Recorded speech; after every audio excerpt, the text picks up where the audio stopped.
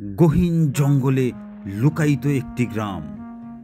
গল্পের শেষের টুইস্ট শুনলে তো আপনাদের মাথা ঘুরে যাবে। চলুন তাহলে গল্পটি শুরু করা যাক। Let's go ওয়েক্সল্যান্ড news.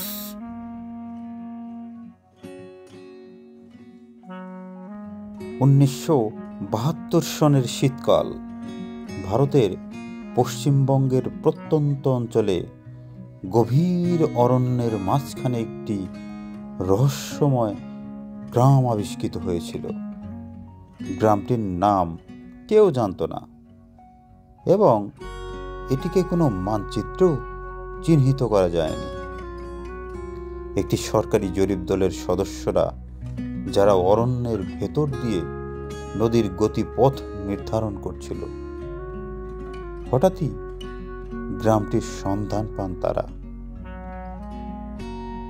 গভীর জঙ্গলের মধ্যে থাকা গ্রামটি এতটাই নিঃশব্দ আর নিস্তব্ধ ছিল যে তারা প্রথমে ভেবেছিল এটি পরিত্যক্ত।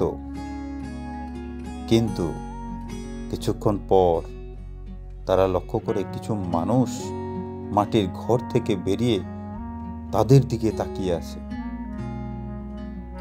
তাদের চোখে ছিল অদ্ভুত শূন্যতা। গ্রামবাসীরা কোনো পরিচিত ভাষায় কথা বলতে পারত না। তাদের পোশাক ছিল অদ্ভুত, যেন বহু শতাব্দী আগের। দলের ভাষাতত্ত্ববিদ সোমেশ্বররা গ্রামের লোকজনের সঙ্গে যোগাযোগ করার চেষ্টা করেন। কিছুক্ষণ চেষ্টা করার পর তিনি বুঝতে পারেন তারা একটি প্রাচীন উপভাষায় কথা বলছে, যা বাংলার সঙ্গে কিছুটা সাদৃশ্যপূর্ণ। গ্রামবাসীরা নিজেদের অমরপুর থেকে এসেছে বলে দাবি করে।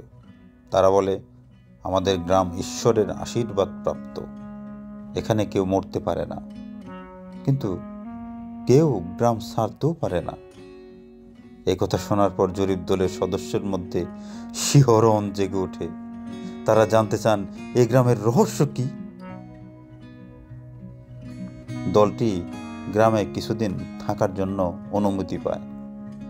তারা লক্ষ্য করে গ্রামের মানুষজন এক ধরনের নির্জীব জীবনযাপন করছে। কেউ হাসে না, কেউ কাঁদে না। তারা কেবল তাদের দৈনন্দিন কাজগুলো করে যায়, কৃষিকাজ, পশুপালন এবং হস্তশিল্প। গ্রামের কেন্দ্রে একটি বিশাল পাথরের স্তম্ভ ছিল, যার গায়ে প্রাচীন লিপি খোদাই করা। সোমেশ্বরবাবু লিপিটি পড়ার চেষ্টা করেন, কিন্তু লিপি এতটাই জটিল ছিল যে তা তিনি পুরোপুরি বুঝতে পারেননি। লিপির কিছু অংশ থেকে তিনি যে কথাগুলো বুঝেন তা ছিল, এই গ্রামে সময় থমকে আছে, এখানে মৃত্যু নেই, কিন্তু মুক্তিও নেই। এই অজ্ঞাত গ্রামের আরেকটি রহস্য হচ্ছে রাতের রহস্য। প্রথম রাতেই জরিপ দলের সদস্যরা অদ্ভুত কিছু ঘটনার সাক্ষী হন। মধ্যরাতে গ্রামের প্রতিটি বাড়ি থেকে একটি মৃদু গুনগুন ধ্বনি ভেসে আসে।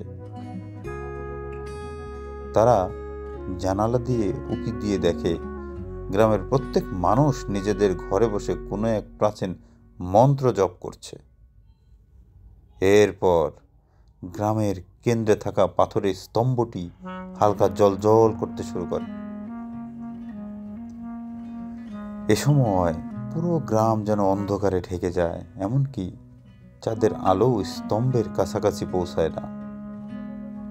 জরিপ দলের এক সদস্য সুমন গ্রামের এক প্রবীণের কাছে জানতে চান, রাতের এই ঘটনাটা আসলে কি? প্রবীণ কেবল বলেন, এটাই আমাদের জীবনের শর্ত। আমরা প্রতি রাতে প্রার্থনা করি যেন অভিশাপ পুনরায় না জাগে। গ্রামের এক যুবক কর্ণ এক রাতে গোপনে দলের সদস্যের কাছে আসে। সে ফিসফিস করে বলে, আপনারা এখানে বেশি দিন থাকবেন না, আমরা এখানে বন্দী। আমাদের পূর্বপুরুষরা এক ভুল করেছিলেন, যার জন্য আমরা এই অভিশাপ বহন করছি। যুবকটি জানায়, 100 বছর আগে গ্রামের এক রাজা তার ক্ষমতার জন্য এক শক্তিশালী তান্ত্রিকের সাহায্য নিয়েছিলেন। সেই তান্ত্রিক গ্রামে একটি আদি যজ্ঞ করেছিলেন, যাতে ঈশ্বরের ক্ষমতা লাভ করা যায়। কিন্তু যজ্ঞের নিয়ম ভঙ্গ হয় এবং সেই তান্ত্রিক গ্রামবাসীদের জন্য এক অভিশাপ দিয়ে বলে যান, তোমাদের কেউ মরবে না, তোমাদের কেউ বাঁচবে না, সময়ের ফাঁদে তোমরা আটকে থাকবে চিরকাল। ছেলেটির মুখে এসব কথা শুনে জরিপদলের নেতা সিদ্ধান্ত নেন যে গ্রামটি তাদের গবেষণার জন্য অত্যন্ত গুরুত্বপূর্ণ। তিনি গ্রামের রহস্য উন্মোচনের জন্য পাথরের স্তম্ভটি পরীক্ষা করার সিদ্ধান্ত নেন। কিন্তু গ্রামের প্রবীণরা তাদের বাধা দেয়। তারা বলে, যদি এটি স্পর্শ করো পুরো গ্রাম ধ্বংস হয়ে যাবে। দলের কয়েকজন সদস্য গ্রাম ছাড়ার চেষ্টা করেন, কিন্তু অদ্ভুতভাবে তারা বারবার গ্রামে ফিরে আসতে থাকে, যেন গ্রামটি তাদের ঘুরে ফিরে টেনে নিচ্ছে চুম্বকের মতো। অবশেষে এক রাতে জরিপ দলের সদস্যরা সিদ্ধান্ত নেন তারা পাথরের স্তম্ভটি ভেঙে দেবেন। অভিশাপ সত্যি কিনা তারা হাতুড়ি দিয়ে স্তম্ভে আঘাত করেন।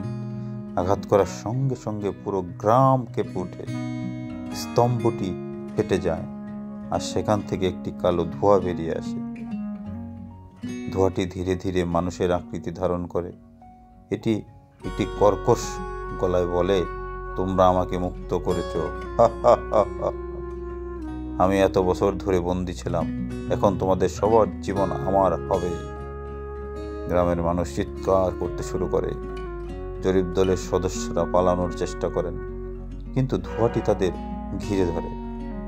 পরদিন সকালে কাছের একটি গ্রামের মানুষ গভীর অরণ্যে একটি ফাঁকা জমি দেখতে পায়। গ্রামটি একেবারে অদৃশ্য হয়ে গেছে। সেই জমির কেন্দ্রে পড়ে আছে একটি ভাঙা পাথরের টুকরো, যার গায়ে লেখা ছিল, তোমরা যাদের সাহায্য করতে এসেছিলে তারা আর নেই। অভিশাপের রাস্তায় যারা পা রাখে তারা চিরতরে হারিয়ে যায়। কেউ আর কখনো সেই গ্রামটির কথা শুনতে পায়নি। তবে রাতে অরণ্যের গভীরে মাঝে মাঝে এখনো শোনা যায় একদল মানুষের গুনগুন আওয়াজ।